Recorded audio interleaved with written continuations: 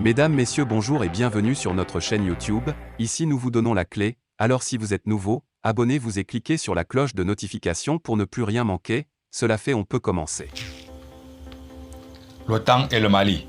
L'Alliance transatlantique s'inquiète de l'influence grandissante de la Russie sur son flanc sud, notamment dans la zone sahélienne, au point que l'Espagne n'exclut pas une intervention de l'Alliance au Mali.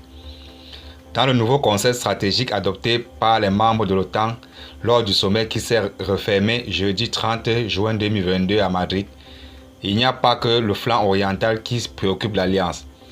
La zone du Sahel est citée plusieurs fois, à la fois comme région représentant un intérêt stratégique, mais aussi comme source de menaces potentielles en raison de l'instabilité sécuritaire qui y règne.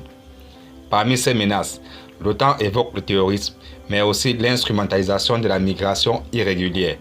En marge du sommet, le chef de la diplomatie espagnole a d'ailleurs évoqué, dans une interview à une radio locale, l'éventualité d'une intervention de l'OTAN au Mali, si cela représentait une menace.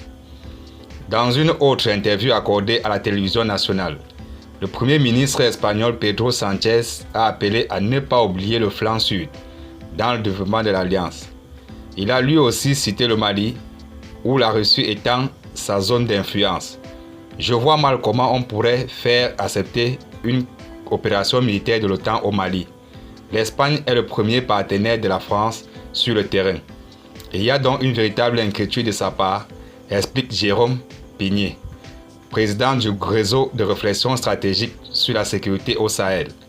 Selon lui, les déclarations espagnoles sont aussi une réponse à Vladimir Poutine, parce que la Russie impose une lutte d'influence aux pays européens, en priorité à la France, l'Espagne et l'Allemagne. L'OTAN est déjà indirectement présente au Mali dans le cadre d'un soutien logistique de la part des pays membres. Mais Jérôme Pigné estime qu'une intervention militaire est peu probable. L'opération de l'OTAN en 2011 en Libye a laissé de mauvais souvenirs dans la région.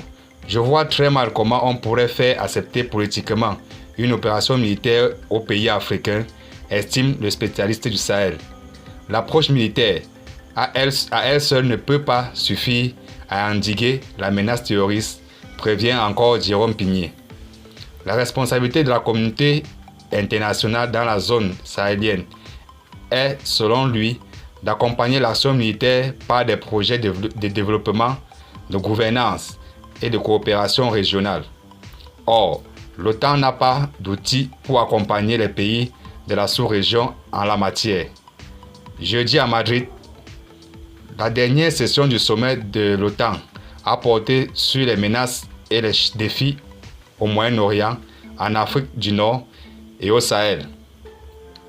Pour l'instant, l'intervention de l'Alliance semble vouloir se limiter à un renforcement de l'aide à ses partenaires dans la région.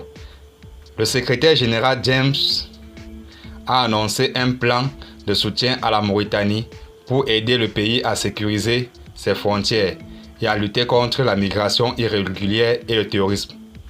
Merci de nous avoir écoutés et à très bientôt. Surtout, abonnez-vous.